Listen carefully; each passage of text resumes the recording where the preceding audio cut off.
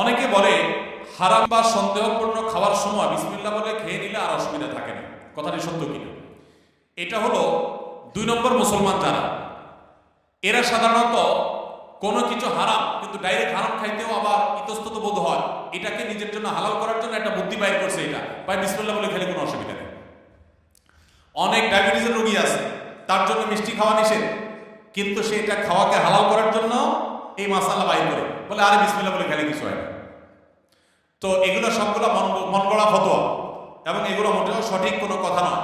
যেটা হারাম সেটা বিসমিল্লাহ বলে খাইলে শুধু হারাম হবে না, হারাম ডাবল হবে।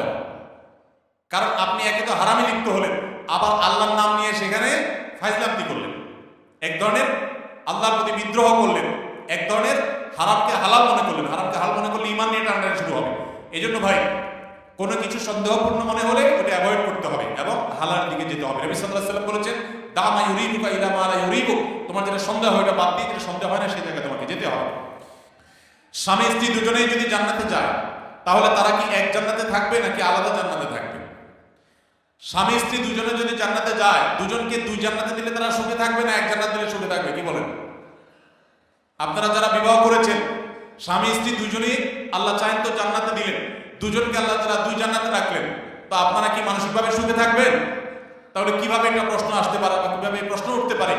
মনে রাখবেন, স্বামী স্ত্রী উভয়ে যদি জান্নাতে যান আল্লাহ তাআলা উভয়কে একসঙ্গে রাখবেন। শুধু তা নয়, জান্নাতে যে হুররা থাকবেন এই হুরদের সবার নেতৃত্বে থাকবেন তার স্ত্রী।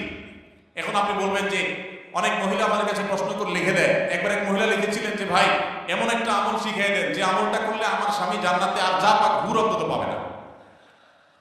তো আমি উত্তরে বলেছি, দেখুন বোন, দুনিয়াতে যেরকম সতীনের প্রতি একটা দুঃখ কষ্ট জেদ ক্ষোভ এটা থাকে, পৃথিবীর সব মেয়েদেরই থাকে, আল্লাহ এভাবে সৃষ্টি করেছেন, কেউ আসলে শেয়ার করতে চায় না, স্বাভাবিক। তবে জান্নাতে মানসিকতাটা এরকম থাকবে না। আল্লাহ তাআলা বলেছেন ওয়ানাযা'না মা ফি সুদুরিহিম মিন গিল, জান্নাতে অন্তরের যত হিংসা হাসাদ এগুলো সব আল্লাহ তাআলা বের করে দিবেন, রিফাইন হয়ে যাবে।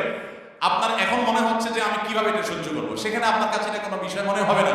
আর মনে রাখবেন, মূল স্ত্রীর মর্যাদা আপনার থাকবে, তাদের সেই মর্যাদা থাকবে না। যাই হোক, তো জান্নাতের এবং দুনিয়ার বিষয়টা সম্পূর্ণ ভিন্ন ভাই। আমরা অনেকে জান্নাতকে দুনিয়ার সাথে তুলনা করি।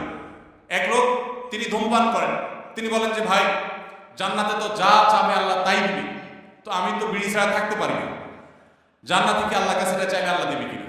তো আমার উত্তর হলো, আপনার এই যে বিড়ি বা ধূমপান করার যে সিগারেট পান করার যে আপনার বদভ্যাস আছে, এই কুরুচি জান্নাতে থাকবে না ইনশাআল্লাহ। আপনার এই কুরুচিটাই কি হয়ে যাবে? চেঞ্জ হয়ে যাবে ইনশাআল্লাহ।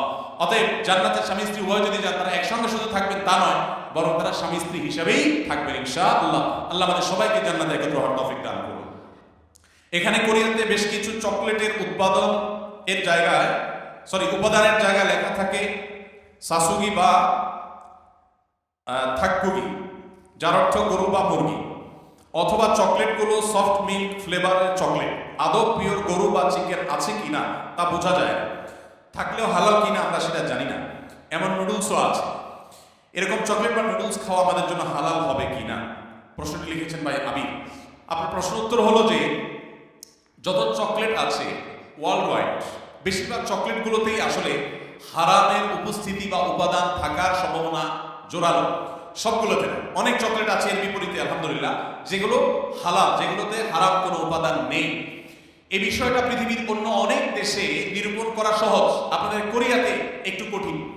আপনি জাপানে গেলেও দেখবেন যে বিভিন্ন বাজারে, বিভিন্ন সুপার মার্কেটে, বিভিন্ন মার্টে, সুপার মলে, সুপার শপিং মলে আপনি দেখবেন যে চকলেট হোক যে কোনো ফুড হোক, সেখানে স্ক্যান করে চেক করা যায় এটা হালাল কি হারাম, এখানকার উপাদান কি সব ডিটেইলস জানা যায়।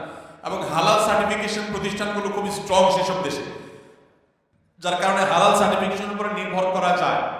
আপনাদের এখানে এখনো সেটা হয়নি, তবে আলহামদুলিল্লাহ যেভাবে দিন দিন আমাদের প্রবাসী বাংলাদেশি ভাইরা বাড়ছেন, পাকিস্তানি আরাবিয়ান অন্যান্য দেশি ভাইরাও দিন দিন আসছেন, আশা করা যায় অচিরেই ইনশাআল্লাহ কোরিয়াতেও হালাল সার্টিফিকেশনের অথরিটি এরকম গড়ে উঠবে, তখন আপনাদের জন্য সহজ হবে। আপাতত যারা এখানে আছেন আমি তাদেরকে বলবো, আপনি এটার উপাদানের মধ্যে সন্দেহপূর্ণ কোনো কিছু থাকলে সেটাকে অ্যাভয়েড করবেন।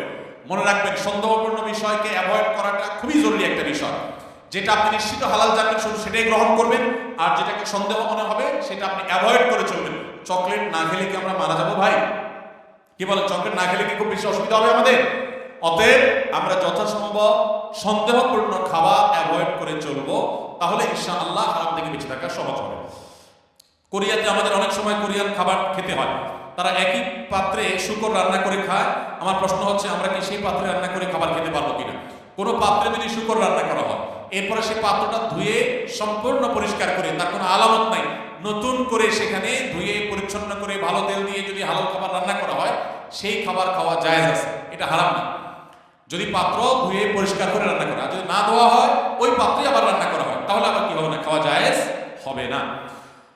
ঔষধের ভিতর যদি শুয়োরের কোনো উপাদান থাকে, তাহলে সে ওষুধ খাওয়া জায়েজ হবে কিনা? যদি কোনো ঔষধে শুকরের কোনো শরীর বা উপাদান থাকে, তাহলে সে ওষুধ সেবন করা জায়েজ হবে না। যদি বিকল্প কোনো ওষুধ থাকে, যদি আল্লাহ না করুক এমন কোনো রোগ হয় যেই রোগের এই ছাড়া আর কোনো ট্রিটমেন্ট নাই এবং মরণাপন্ন অবস্থা হতে পারে, তাহলে নিরুপায় হলে সেই ব্যক্তির জন্য বহু শর্ত সাপেক্ষে সেটা জায়েজ হতে পারে। কিন্তু যখনই বিকল্প কোনো কিছু আছে, তখন কিন্তু আপনার জন্য হারাম ঔষধ সেবন করা জায়েজ হবে।